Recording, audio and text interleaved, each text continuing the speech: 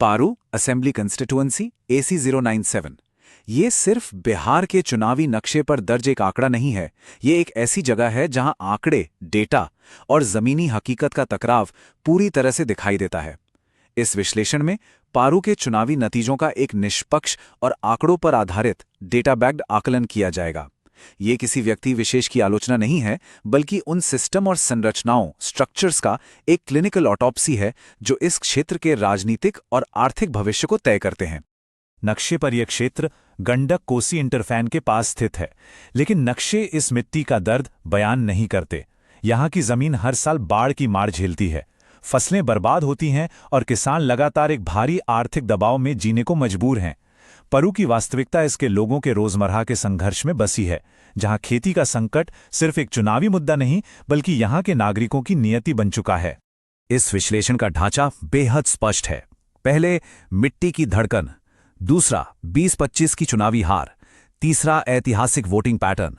चौथा, कृषि और आर्थिक वास्तविकता। पांचवां, 2030 का ब्लूप्रिंट। और आखिर में सुशासन का नजरिया और मूल्य। भाग 1, पल्स ऑफ द सॉइल, यहाँ की जनसंख्यकीय और आर्थिक वास्तविकताएं। एक क्षेत्र की राजनीति को समझने के लिए उसकी मिट्टी की धड़कन को समझना जरूरी है। पारो की सामाजिक और आर्थिक स्थिति इस बात का सबूत है कि जब जमीनी विकास रुक जाता है तो उसकी कीमत आम नागरिक चुकाता है। एक तरफ मुजफ्फरपुर लीची की खेती की अपार क्षमता, इमेंस एग्रीकल्चरल पोटेंशियल है, लेकिन एग्रो प्रोसेसिंग यूनिट्स न होने की वजह से ये क्षमता जमीन पर ही दम तोड़ देती है।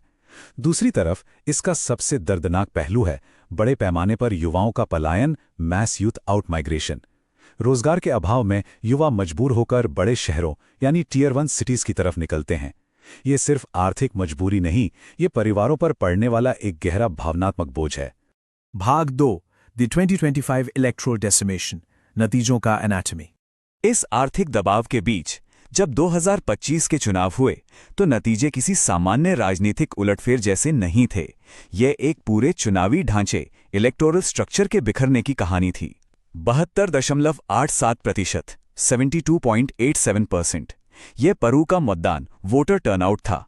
टर्नआउट में आया ये उछाल, वायलेंट सर्ज, सामान्य नहीं है। यह सीधे तौर पर अत्यधिक ध्रुवीकरण, एक्सट्रीम पोलराइजेशन और बूथ लेवल पर चलाए गए आक्रामक अभियान, हाइपर काइनेटिक मोबिलाइजेशन का इशारा करता है। और इस बेहद आक्रामक चुनाव में राष्ट्रीय जनता दल यानी आरजेडी के शंकर प्रसाद ने 41.76% वोट हासिल किए। ये वोट शेयर दर्शाता है कि पार्टी का बेस कितना रिजिड और मजबूत है। लेकिन इस नतीजे का असली गणित वोटों के बंटवारे में छिपा है। आरजेडी के 41.76% और आरएलएम के 29.12% के बीच एक बड़ा हिस्सा इंडिपेंडेंट उम्मीदवार, जो कि इनकम्बेंट बीजेपी विधायक थे, उनके पास गया। उन्होंने 17.82% वोट काटे। यह राइट विंग इकोसिस्टम में एक ऐसी बगावत, इनकम्बेंट रिबेलियन थी जिसने पुराने ढांचे को तोड़ दिया और आरजेडी को अपने बेस के बल पर जीत हासिल करने का मौका दे दिया। यह गणित किसी एक व्यक्ति की नहीं, बल्कि संरचनात्मक विफलता का परिणाम है। इन आंकड़ों के विश्लेषण के बीच संवैधानिक मूल्यों को स्थापित करना अनिवार्य हो जाता है। चुनावी लंबाबंदी, सिविक मोबिलाइजेशन कभी भी नागरिकों की गरिमा, ह्यूमन डिग्निटी को चोट पहुंचाकर नहीं होनी चाहिए। एक मजबूत लोकतंत्र में सोच समझकर और जिम्मेदारी के साथ किया गया सार्वजनिक संवाद, इन्फॉर्म्ड रिस्पॉन्सिबल पब्लिक स्पीच ही सच्ची राजनीति का आधार है। असली रणनीति वही है जो इन मूल्यों का सम्मान करे। भाग 3, हिस्टोरिक पैटर्न मेमोरी, 2010 से 2025 तक का सफर। आज की इस स्थिति को समझने के लिए पिछले 3 चुनावों के वोटिंग पैटर्न की मेमोरी को देखना जरूरी है। 2010 से 2020 तक के आंकड़े स्पष्ट करते हैं कि पारू बीजेपी का एक अभेद्य किला, रिजिड हेजीमोनी था।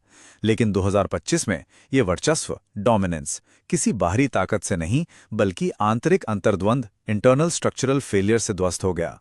बगावत ने पिछले कई सालों के विकास और राजनीतिक ढांचे को एक ही झटके में तोड़ दिया। भाग 4, एग्रेरियन एंड इकोनॉमिक रियलिटी, क्षेत्र का grievance heat map. Anti incumbency सिर्फ राजनीतिक नाराजगी का नाम नहीं है, ये सिस्टम की उन विफलताओं, सिस्टमिक फेलियर्स का नतीजा है जिन्हें सदियों से नजरअंदाज किया गया है। NFHS 5 डेटा के अनुसार यहां इन्फेंट मोर्टेलिटी रेट यानी शिशु मृत्यु दर प्रति 1047 है और बच्चों में अनीमिया 69.4%, 69.4% है। ये प्राइमरी हेल्थ केयर के पूरी तरह से गिरने का संकेत है। साथ ही गंडक कोशी इंटरफैन का मौसम के अनुसार बाढ़ आना और खेती की लागत, एग्रीकल्चरल इनपुट इन्फ्लेशन में लगातार वृद्धि टेनेंट किसानों का दम घोट रही है। जब आर्थिक परेशानियों का समाधान नहीं होता तो ये परेशानियां एक तगड़ा हथियार बन जाती हैं। सत्ता में बैठे लोगों के खिलाफ किसान मजदूर के रक्षक के रूप में खड़े होना ही एकमात्र मजबूत विकल्प बन जाता है। भाग 5 प्रिस्क्रिप्टिव ब्लूप्रिंट फॉर 2030 रणनीतिक कदम। अब पोस्टमार्टम से आगे बढ़कर एक ठोस रणनीति की बात करते हैं। एक टूटी हुई राजनीतिक संरचना को दोबारा खड़ा करने के लिए मैथमेटिकली परफेक्ट स्ट्रैटेजी की जरूरत होती है। ये 4 हिस्सों में बटी है। पहला, जमीनी जानकारी जुटाना, रिकॉनेसेंस। दूसरा, एक मजबूत मुद्दा बनाना, नैरेटिव फ्रेमिंग। तीसरा, आंतरिक ढांचे को मजबूत करना, स्ट्रक्चरल रेजरेक्शन। और आखिर में चुनाव से ठीक पहले एक सटीक प्रहार, किनेटिक स्ट्राइक। जमीन पर इसका मतलब है साफ छवि वाले नए उम्मीदवारों को आगे लाना, पलायन के खिलाफ एंटी माइग्रेशन लेबर मूवमेंट शुरू करना, लीची के लिए कोल्ड स्टोरेज सप्लाई चेन पर ध्यान देना, जनता के लिए टारगेटेड मेडिकल कैंप्स लगाना और चुनाव के दिन रिमोट इलाकों में मतदाताओं की सुविधा के लिए पहले से ही ऑटो रिक्शा लॉजिस्टिक्स बुक करना। ये आक्रामक लेकिन सटीक काम है। भाग 6 गवर्नेंस विजन एंड वैल्यूज। सही रणनीति सिर्फ जीतने के लिए नहीं होती, बल्कि एक सुशासन स्थापित करने के लिए होती है। आधुनिक राजनीति में सबसे अहम है नागरिकों के डेटा की सुरक्षा। किसी भी डिजिटल अभियान या वोटर आउटरीच में भारत के डीपीडीपी फ्रेमवर्क का पालन होना बेहद जरूरी है।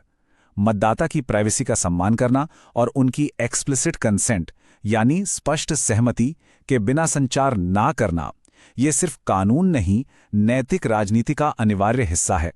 If you want to become a people-centric leader and uplift your constituency, get in touch with blueprintstrategies.ai at mgr@blueprintstrategies.ai or call 080-4204-1602.